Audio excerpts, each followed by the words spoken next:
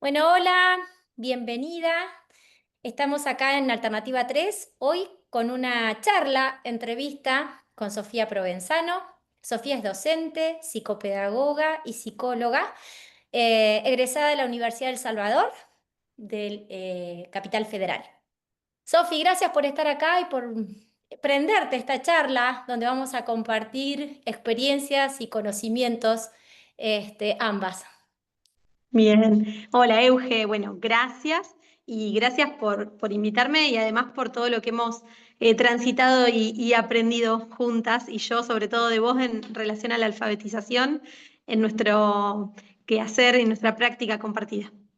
Gracias, gracias. Gracias por acceder a esta propuesta y tal cual, vamos a compartir experiencias. Contanos un poco cuál es tu ámbito laboral hoy en día, lo que nos quieras compartir. Bueno, bien, como vos dijiste, yo soy licenciada en psicología y licenciada en psicopedagogía.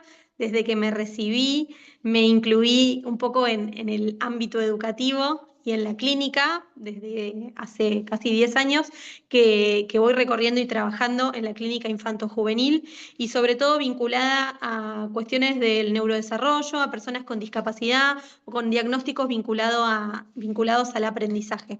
¿Sí? Así que todo mi trabajo un poco se va como acotando a la población infantil, infanto-juvenil y sobre todo a personas con discapacidad. Así que ese es un poco mi recorrido. Hoy estoy formando parte de un equipo de orientación escolar como orientadora educacional y además trabajo, bueno, ya te digo, en la clínica con esta población. Desde ese tiempo a esta parte, ese es un poco mi recorrido. Buenísimo, linda experiencia estar en el ámbito privado y también en el ámbito educativo. Si te parece, charlamos un poquito primero de tu experiencia en el ámbito escolar. ¿Cuáles considerás que son hoy en día las problemáticas que se presentan con respecto a la alfabetización en el ámbito Bien. escolar? Bien, bien. Bueno, me parece que es importante como pensar cómo se van configurando, ¿no? Los grupos de aprendientes en las escuelas. Por suerte y celebrando de un tiempo a esta parte, la inclusión educativa ha traído aulas mucho más heterogéneas a las que estábamos acostumbradas o por ahí a las que hemos transitado nosotras, ¿no? En nuestras experiencias como estudiantes de los niveles primarios. Entonces, estas aulas que desde lo heterogéneo no solo en relación a cómo aprenden las personas, sino también desde los estratos sociales, desde lo cultural, desde lo económico, desde hasta los orígenes, ¿no? De los estudiantes, se van configurando de esta manera tan heterogénea y que resulta tan rica y desde la diversidad aporta un montón en relación por ahí a las prácticas de aprender a leer y escribir, termina resultando como un desafío, ¿no? Desafío para los docentes que les tocan abordar como aulas numerosas, ¿no? Con niños y niñas que de golpe tienen distintos tiempos para acceder al código de la lectura, al código de la escritura y además distintas formas de atravesar los aprendizajes desde lo emocional también, ¿no? Entonces, de golpe, un solo y único docente que si bien ha tenido cambios en la formación docente, ¿no? Digo, ha habido como algunos cambios en relación a los currículums de aprendizaje de los docentes, tiene que abordar y profundizar en una forma de aprender y enseñar lectoescritura en estas condiciones, ¿no? Entonces me Ujú. parece que como la gran diferencia y el gran cambio a nivel de los grupos ha transformado la experiencia de enseñanza y ha tenido que venir a hacernos preguntas acerca de cómo enseñamos a leer y escribir en las primeras etapas, ¿no? Del aprendizaje, en el nivel inicial, en el nivel primario, y además como también hacer preguntas acerca de cómo comprenden estos chicos más grandes, ¿no? Que ya de golpe pueden leer, pueden acceder a decodificar un texto, pero como sabemos, tienen que comprenderlo, ¿no? Y ese es un poco el fin último de la alfabetización, cómo ¿Y se que, relaciona. notás que en los grados segundo, tercer grado, ¿sí? Hay muchas dificultades para acceder a la comprensión en los chicos en general? ¿Hay dificultades para la comprensión de los textos? ¿Está como más marcado? Esto es algo que hoy en las estadísticas lo estamos viendo y es como muy actual con las últimas pruebas que se han realizado. Estos números, ¿no? Que nos llaman un poco la atención, estos porcentajes. Vos, en tu práctica diaria en el ámbito de la escuela. ¿Lo ves esto? ¿Muchas dificultades en los chicos más grandecitos? Bueno, no olvidemos que tampoco podemos como echarle siempre la culpa, ¿no? A la etapa de pandemia, ¿no? Pero de la pandemia a esta parte me parece que desde el ámbito privado y desde el ámbito público ha habido como una preocupación acerca de cómo los chicos y las chicas se acercan a los textos, ¿no? Cómo comprenden los textos. No solo segundo o tercer grado, sino como incluso años superiores, incluso esto Claro. llega como a la problemática de la alfabetización universitaria. Después podemos como charlar qué pasa también, cuáles son como las consecuencias, ¿no? de estas dificultades a nivel de la comprensión.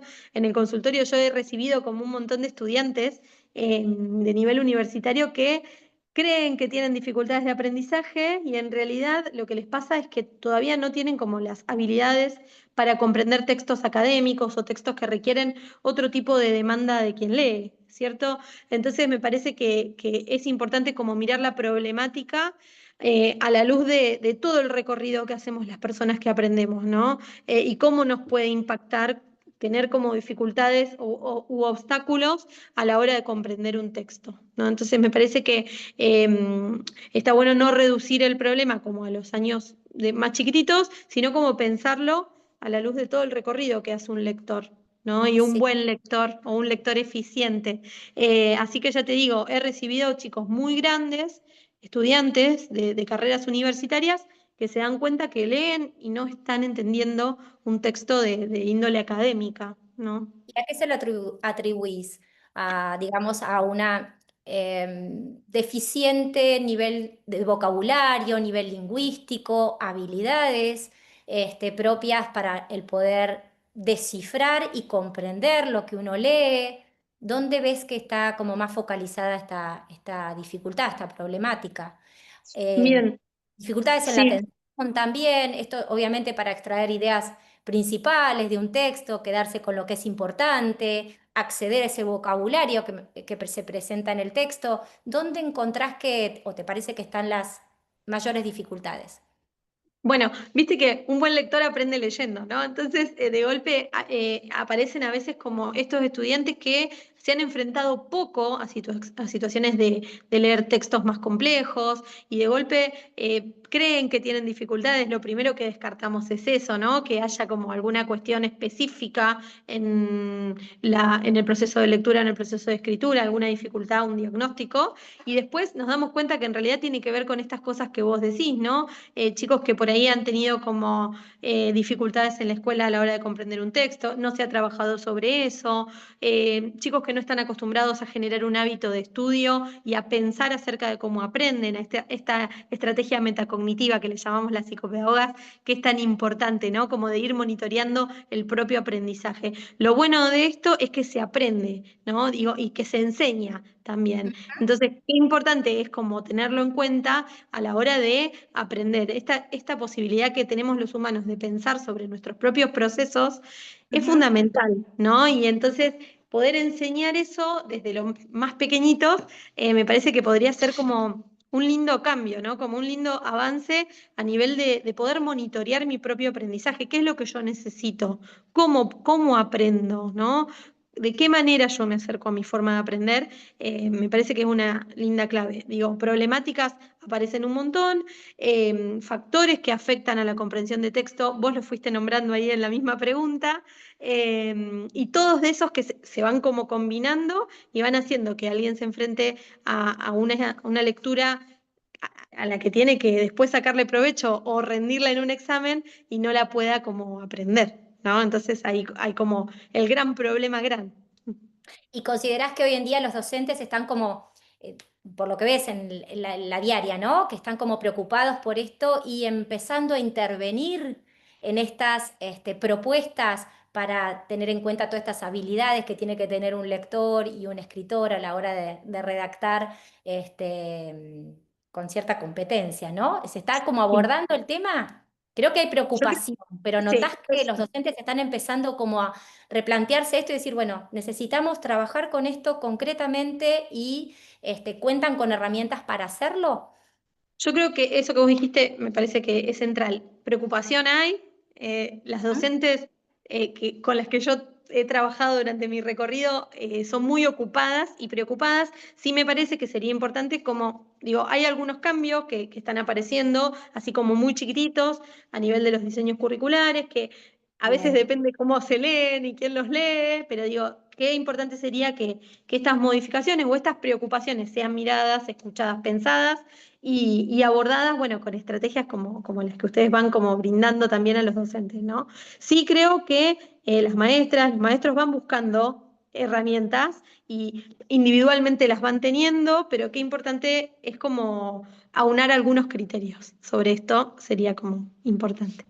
Y yéndonos un poco a la primera etapa, ¿no? Lo que es la alfabetización inicial, tan importante para lograr esta, digamos, adecuada etapa, que los chicos accedan a esta primera etapa tan de decodificación, aunque uno va haciendo todo el trabajo de comprensión, obviamente, no es una etapa solo de decodificación, pero donde mucha energía, mucha atención se pone en que los chicos puedan decodificar correctamente, aprendan a leer y escribir. Vos en tu diaria también, ¿sentís que los docentes cuentan con herramientas para poder enseñarles a leer y escribir de una manera explícita o que faltan oportunidades de capacitación? Mirá, la verdad es que la capacitación me parece que siempre es necesaria y más que necesaria. A veces, como charlábamos un poco, Euge, en otros momentos, los docentes están como con los horarios todo el tiempo en lo justo, tienen tareas y pedidos por un montón de lugares y espacios. Me parece que sería recontra necesario contar con espacios para capacitarse más y que esa capacitación, digo, tenga sus frutos, se vea en la práctica y digo que ojalá se pudiesen instrumentar horas dentro del espacio laboral para que pudieran capacitarse. Eso sería como el ideal, ¿no? Si bien hay algunos espacios, digo, que se pudieran sistematizar y que se pudieran implementar en todas las escuelas y a todos los docentes de la alfabetización inicial, me parece que sería una hermosa utopía cumplida, digamos, ¿no? Sí. También por esto de plantearse el poder darle respuesta a todos los chicos, los que tenemos en el aula con discapacidad y necesitan de una forma de enseñanza mucho más explícita. Igual viste que los porcentajes nos dicen que hay un 25% de los chicos que aprenden independientemente de cualquier método y que la mayoría, un 65, un 70% de los chicos necesitan de una enseñanza explícita. Entonces, más chicos que tienen ciertas dificultades específicas para el aprendizaje de la lectura y la escritura, con más razón, y los chicos que tienen discapacidad. ¿Vos considerás que hoy los docentes cuentan con esa herramienta, con esa forma de enseñar, pueden acceder, tienen esos conocimientos? ¿O Bien. hay que profundizar un poquito más en todo eso? Bien, me gusta esto que vos como enumerás y destacás acerca de los porcentajes, ¿no? De niños que acceden sin ningún tipo de enseñanza tan explícita y cuántos otros hay que están necesitando otro tipo de aprendizaje y de enseñanza. Yo creo que los docentes detectan muy bien quiénes son los que Ajá, necesitan otro tipo de enseñanza y no están como pudiéndolo llevar a la práctica bien. dentro del aula, a veces por esto que nombrábamos, y a veces terminan estos niñitos en los espacios de consultorio, con maestras de apoyo, ¿no? O con espacios de taller donde se trabaja la alfabetización de forma explícita, ¿no? Que a ver, me parece que es importante hacer una distinción, como dice Cuetos Vega, como dice Estanislao Degán, que la enseñanza de la lengua sea explícita no quita. Digo, que uno pueda aprender con otros, que uno pueda como construir el lenguaje con otros, ¿no? Entonces, como es importante pensar que una cosa no quita la otra, ¿no? Y que dentro del aula podríamos como trabajarlo en este enfoque equilibrado que también propone el diseño y que me parece que va un poco en consonancia con esto que vos explicás. Claro, nosotros siempre decimos, ¿no? Desde nuestras propuestas, que, bueno, aprender a leer y escribir es una construcción, hay que construir. Sí, lo simbolizamos por ahí con esto de somos portadores de ladrillos. ¿Qué ladrillos le damos a los chicos para facilitarles ese camino? ¿sí? Algunos pueden descubrirlo totalmente solitos, este Ujú. porcentaje que decíamos, pero aquellos que no lo descubren tan fácilmente o tienen otro ritmo de aprendizaje o tienen ciertas dificultades, bueno, tenemos como que eso, poder darle ciertos ladrillos y ayudarlos a construir. No es que todo tiene que estar dado. Una construcción que cada uno la va a ir construyendo a su manera, con su individualidad, con su singularidad.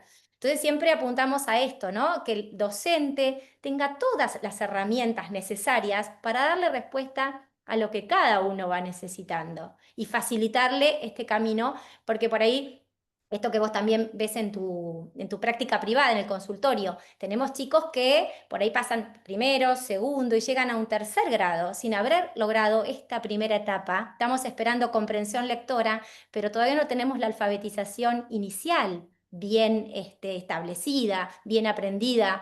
Entonces, bueno, tenemos chicos ya bastante grandecitos que tienen que como reiniciarse en ese aprendizaje. Entonces, como poder pensar eso, ¿no? Siempre decimos, intervenir tempranamente con esa mirada y contar con herramientas que, uy, al que va más despacito, al que va a otro ritmo o al que sé que tiene una dificultad, le voy a dar estos ladrillitos para ayudarlo. Eso es Está bárbaro. lo que decimos, ¿no?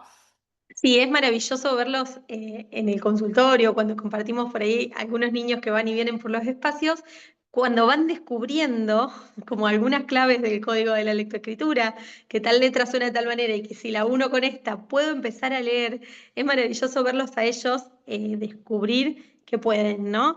De golpe que se den cuenta que están pudiendo armar y leer palabras. Bueno, eso me parece que es A mí hermoso ser testigo.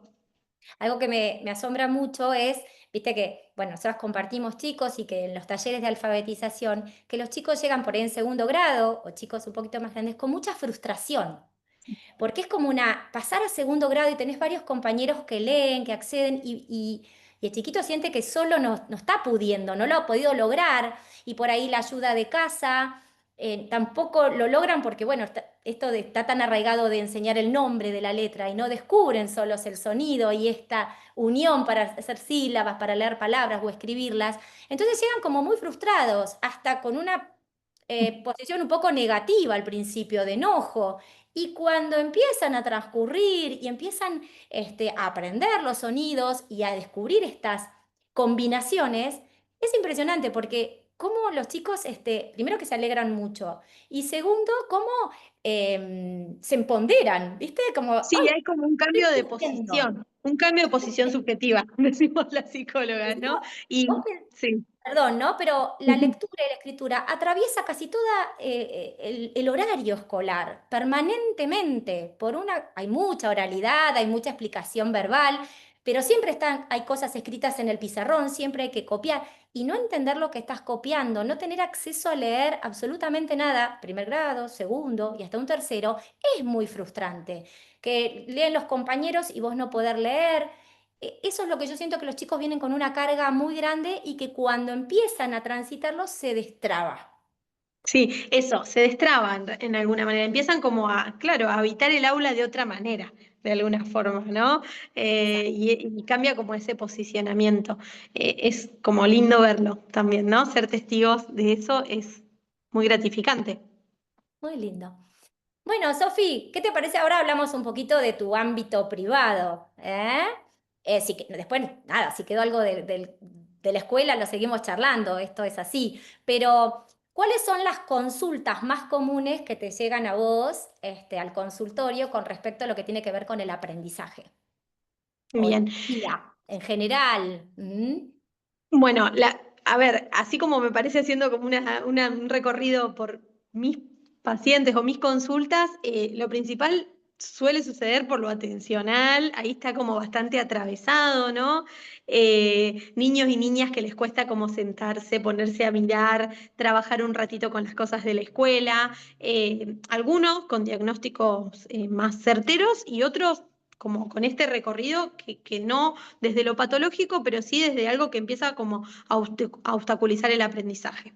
Esa es como la gran cuestión y que por supuesto atraviesa la forma de aprender, ¿no? De aprender a leer y escribir, de aprender a trabajar con contenidos en matemática, ni hablar de las ciencias, digo, todo como muy mediado por la alfabetización también, como vos decías, Euge. Estas son como las grandes cuestiones a nivel de los aprendizajes y además con niños y niñas que aparecen frustrados y enojados ante esto y me parece que es normal que suceda si me está pasando esto durante la gran Mirada parte del como- día. Tu mirada como psicóloga ahí también, ¿no? En ese aspecto también sumamente, una mirada un poco más detallada, seguramente. ¿Eh? Sí, sí, aparece de esas formas, ¿no? Por supuesto que en la singularidad, ¿no? Cada uno con lo que le va sucediendo, con sus características, con sus formas y condiciones familiares que van acompañando de determinadas maneras, pero de forma general aparece un poco así. Bien. ¿Considerás que hoy todo este uso tecnológico, esta exposición grande que tienen los chicos a las pantallas, a las redes, ¿sí? Donde todo pasa por esta cosa instantánea, está como jugando un rol que perjudica todas estas habilidades, esta función cognitiva que es lo atencional, donde tengo que focalizar en determinado tiempo, en una actividad determinada, que exige otra predisposición, ¿no? ¿Lo ves eso un poco? ¿Nos Sí, puedes no aportar? tengo dudas, no tengo dudas, no tengo ninguna duda Yo que tampoco, pero bueno, te lo no, pregunto. no, y creo que lo compartimos. Esta exposición y de tiempos sin control a veces, ¿no? O sin un adulto que esté, una mirada de un adulto que esté ahí como sosteniendo esos dispositivos. Digo, hay una manito chiquita que sostiene por muchas horas un dispositivo. Las TO podrán hablar más cuestiones acerca de la motricidad y de cómo esto va afectando a la copia, pero a mí me parece que incluso desde lo subjetivo, desde la forma que estos nenes están percibiendo la realidad, no tengo ninguna duda que afecta a la forma que aprenden. Digo, después veremos y tendremos estudios de en qué manera la tecnología acompaña, ayuda, cuando muchas veces es súper útil y no estoy en contra de que se incorpore en el aprendizaje. Pero digo, estos chicos que están días, horas y horas y horas enteras, incluso antes de irse a dormir, expuestos a contenido que pasa tan rápido, que les da sorpresa todo el tiempo, que los mantiene divertidos pero en una diversión que hay que estar como siempre en alerta. Imagínate lo que es después enfrentarse a un texto que cuesta un poco, ¿no? Que es un poco más difícil y que me implica de alguna manera cierta dificultad.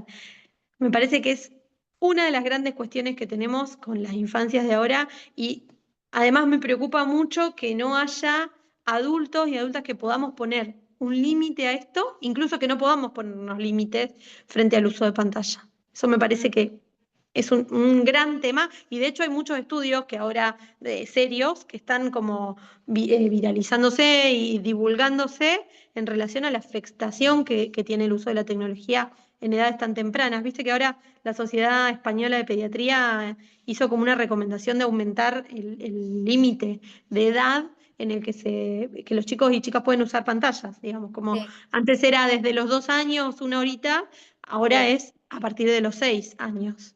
5 o 6, sí, había escuchado algo el otro día. Inclusive también vi que en Dinamarca se prohibió el uso de los celulares en el ámbito escolar directamente. Como que se están tomando cartas en el asunto porque, bueno, me parece que sí, ya tendremos, ¿no? A mí Sí, lo que me asombra es que yo trabajo con chicos muy chiquititos también en el ámbito del lenguaje, de la rehabilitación auditiva, y cómo también van cambiando las dinámicas. Cuesta mucho captar la atención, captar el interés, permanecer en una actividad, y esto lo vengo notando año a año en chicos cada vez más chiquititos, cada vez más chiquititos. O si volvemos al ámbito de en los talleres de alfabetización y voy comparando año tras año un grupo con otro, saquemos las individualidades, las particularidades, sí, ¿no? de sí, cada sí, niño, sí. pero en general, cada año cuesta más como convocarlos a algo, querés Convocar. convocarlos, porque por ahí uno les presenta una actividad divertida, pero que no se dispersen, que la atención puedan sostenerla.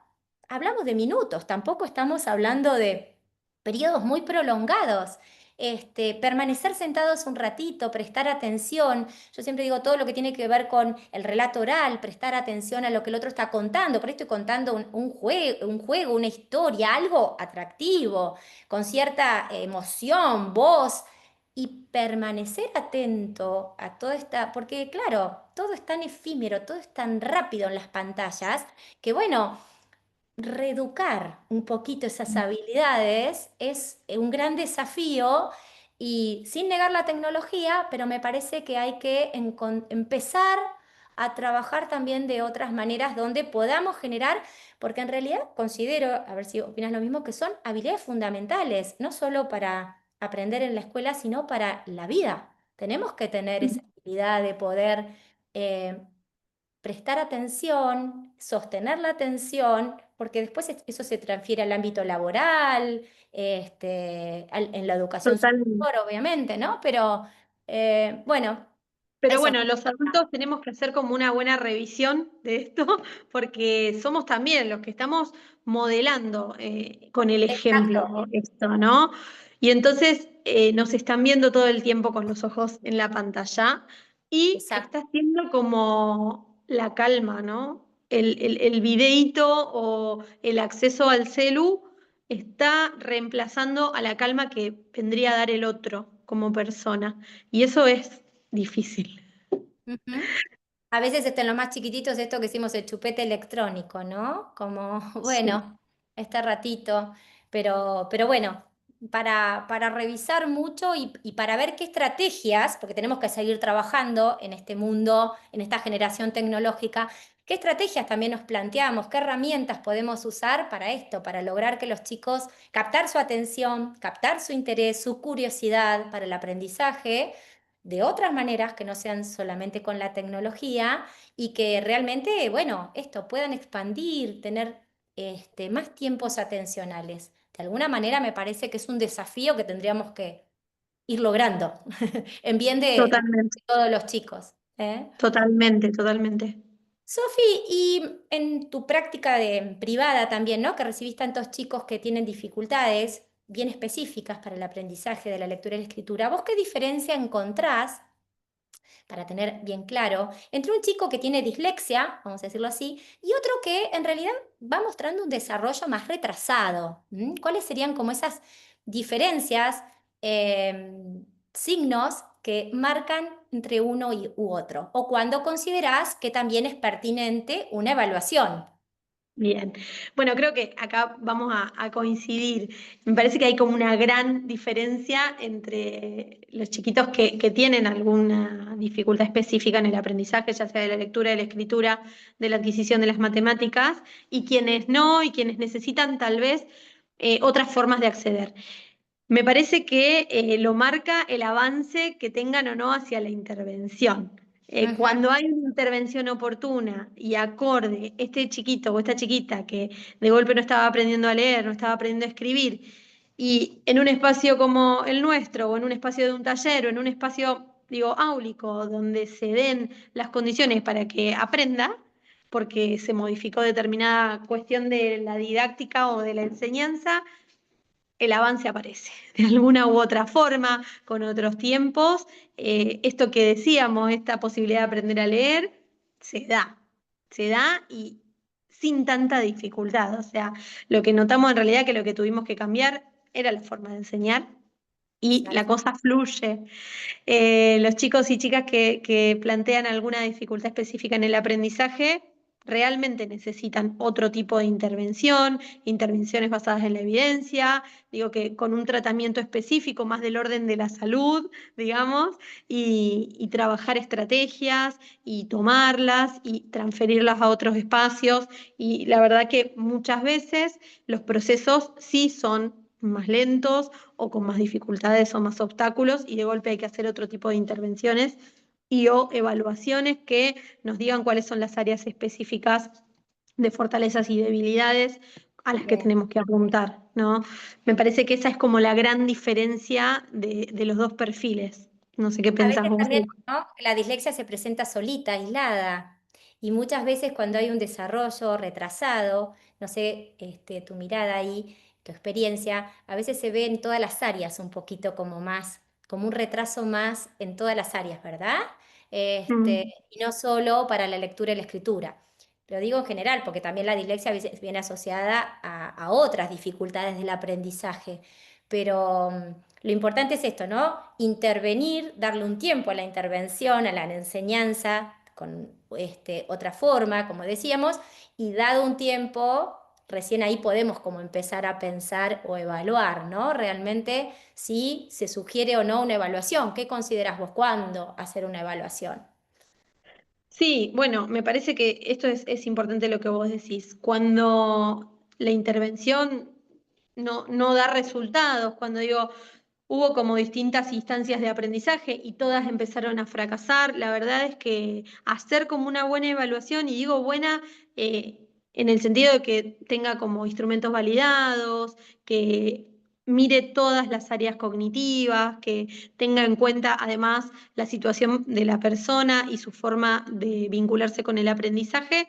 Y cuando ya fallaron todas estas cuestiones, es importante pensar en una buena evaluación psicopedagógica, emocional, del lenguaje, que nos permita ver cómo están todas esas áreas, ¿no? Y ahí tener un resultado de cómo aprende cada una de estas personas. A veces sería interesante hacernos todos como una evaluación y ver cómo aprendemos, y ahí nos sorprenderíamos a ver cuáles son nuestras habilidades y fortalezas y que eso explica cómo nos acercamos también a un montón de actividades.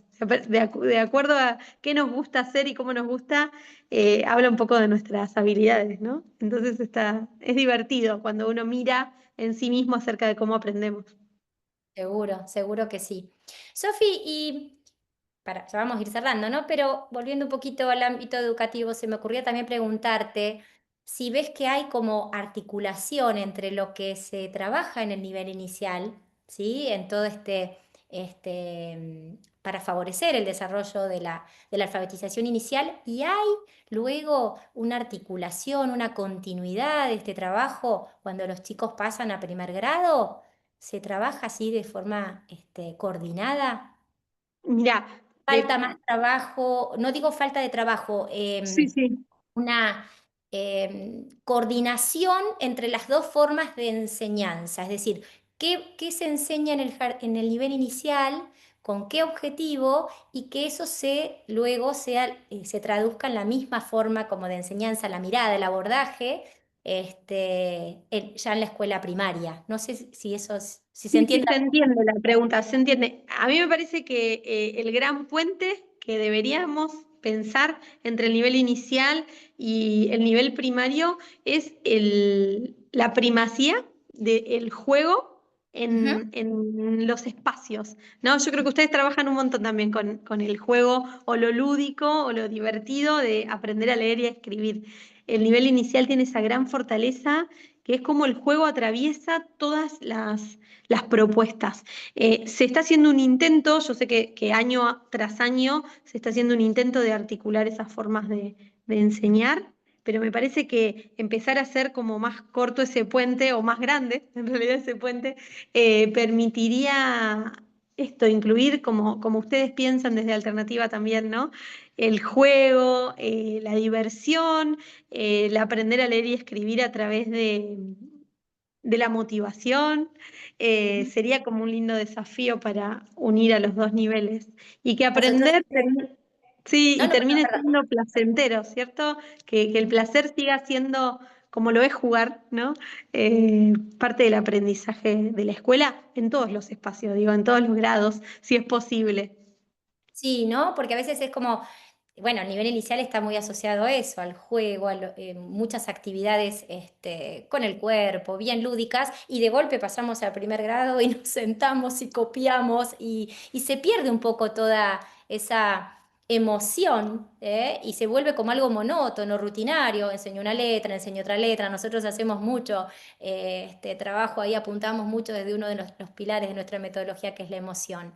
Y también Veo. esto que bueno, que es un poco controversial a veces lo que se interpreta, pero nosotros tratamos de apuntar mucho a un trabajo muy temprano y bien planificado de todo lo que tiene que ver con la conciencia fonológica, Claro. ¿no? Porque sabemos que es fundamental, que es base, que es cimiento para una buena alfabetización inicial.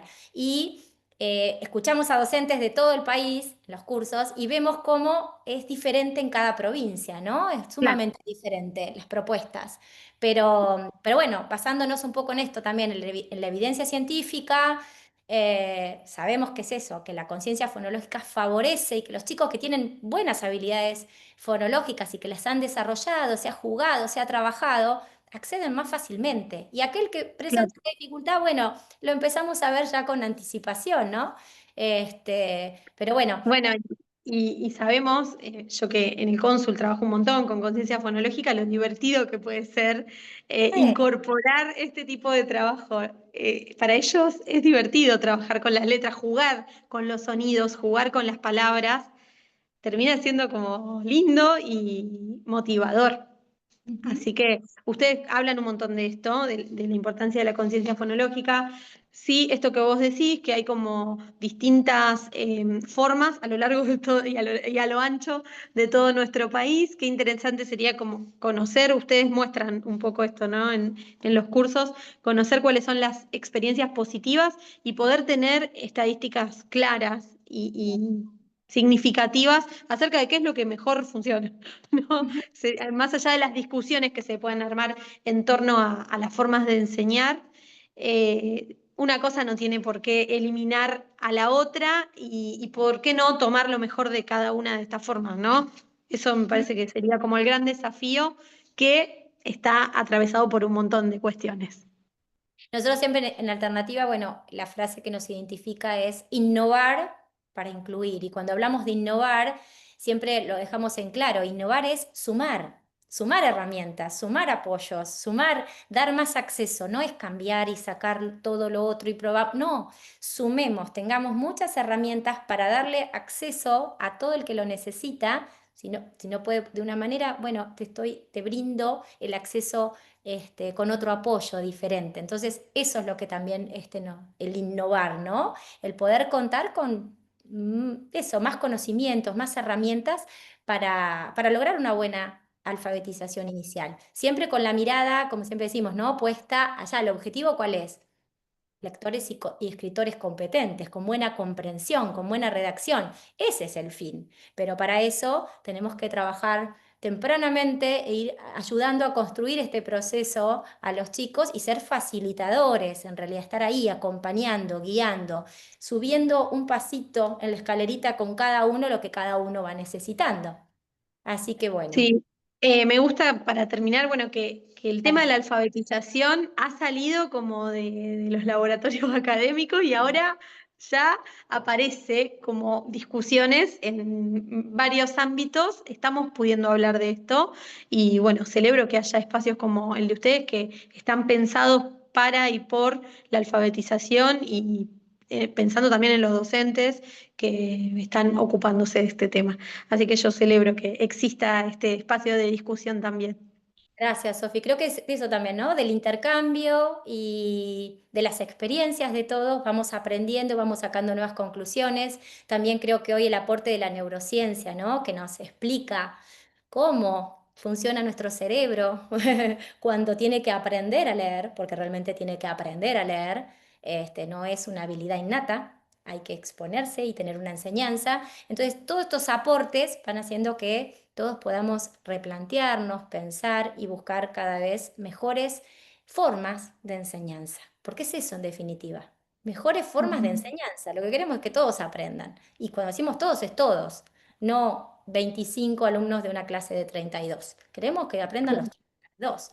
Entonces, ahí está el gran desafío. Así Sofi, es. ha sido un placer. Bueno, gracias, Ah, Euge. muchísimas Gracias. gracias. Nos encontraremos en otra oportunidad para seguir hablando Cuando de quieras. alimentación o a otros temas que puedan ir surgiendo. Así que muchísimas gracias por compartir tu experiencia, por este tiempo que nos dedicaste y bueno, nos vemos pronto. Gracias, Euge. Gracias.